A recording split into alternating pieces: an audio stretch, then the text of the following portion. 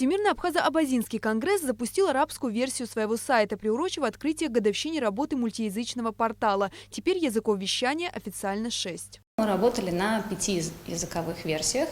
Это абсолютно самостоятельные версии, в которых переводится абсолютно любой контент, который вообще выпускается на сайт. И последние полгода мы готовили к запуску именно арабскую версию. Над арабской версией сайта специалисты работали более 6 месяцев. Арабский язык обладает определенной спецификой с точки зрения технических особенностей его использования.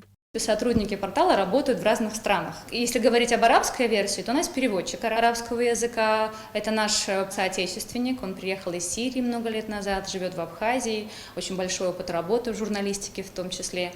У нас есть выпускающий редактор, то есть не просто взять выпускающему редактору других языковых версий и запустить арабский язык, потому что ты не понимаешь, это все равно, что вслепую публиковать. Поэтому мы взяли отдельного выпускающего редактора, это также наш соотечественник из Сирии. Важной особенностью запуска арабской версии стало и то, что к старту были переведены и опубликованы абсолютно все материалы, написанные за год работы портала.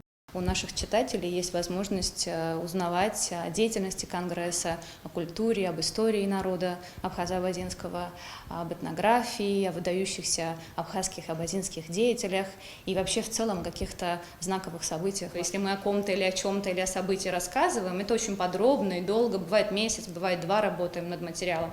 У нас очень большая архивная база. На сегодняшний день у нас опубликовано более 3000, более 3500 медиаконтента.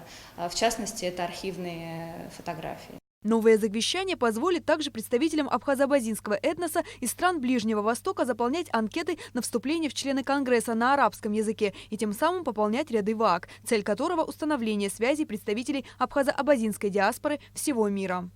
Амелия Бисмарк, Ильдар Дамиров, Абхазское телевидение.